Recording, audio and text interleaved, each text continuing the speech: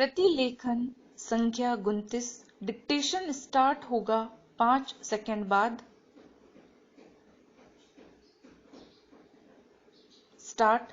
अध्यक्ष महोदय, नई तालीम में मेरी रुचि उसी दिन से रही है जिस दिन प्रातः स्मरणीय पूज्य महात्मा गांधी जी ने इस विषय पर विचार करने के लिए पहले पहल एक सम्मेलन वर्धा में किया था, जिसमें देश के कुछ शिक्षा शास्त्री और राष्ट्रीय शिक्षा से संबंध रखने वाले कार्यकर्ता आमंत्रित थे। विराम।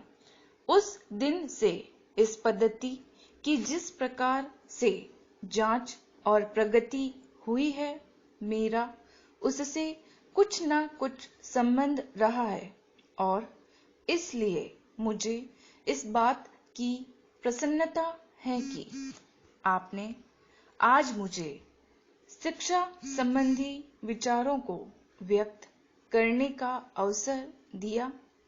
यद्यपि मैं जानता हूं कि ऐसा करने में बहुत अंश मैं पुनरावृत्ति करूंगा और हो सकता है मेरे मत से दूसरों का, विशेषकर शिक्षा शास्त्रियों का मत न मिले। विराम।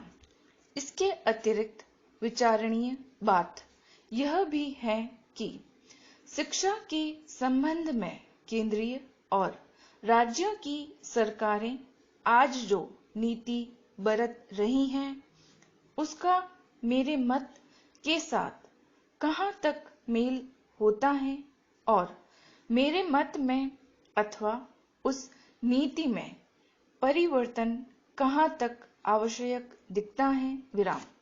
इसलिए मैं आशा करता हूं कि मैं आज जो कुछ कहूंगा वह व्यक्तिगत विचार के रूप में ही समझा और देखा जाएगा और उस पर आप निर्भीकता पूर्वक और निर्लिप्त रूप से भली भांति विचार करेंगे। विराम। यह एक मानी हुई बात है कि जो पद्धति आज तक प्राथमिक वर्ग से लेकर विश्वविद्यालयों की उच्चतम कक्षा तक प्रचलित है, वह वही पद्धति है जिसको ब्रिटिश सरकार ने इस देश में चलाया था और स्वराज्य प्राप्ति के बाद भी अभी तक उसमें कहीं कोई मौलिक परिवर्तन नहीं हुआ है। विराम।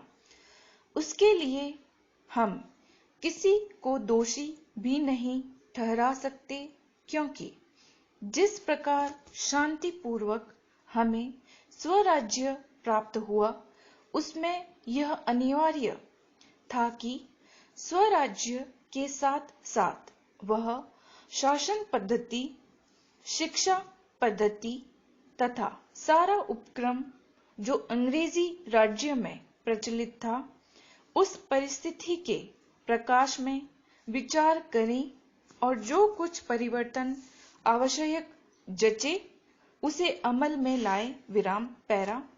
इसमें संदेह नहीं कि अंग्रेजों ने जो शिक्षा पद्धति आरंभ की, वह विशेषकर अपने राज को आसानी से और सुविधा के साथ चलाने के लिए जारी की थी।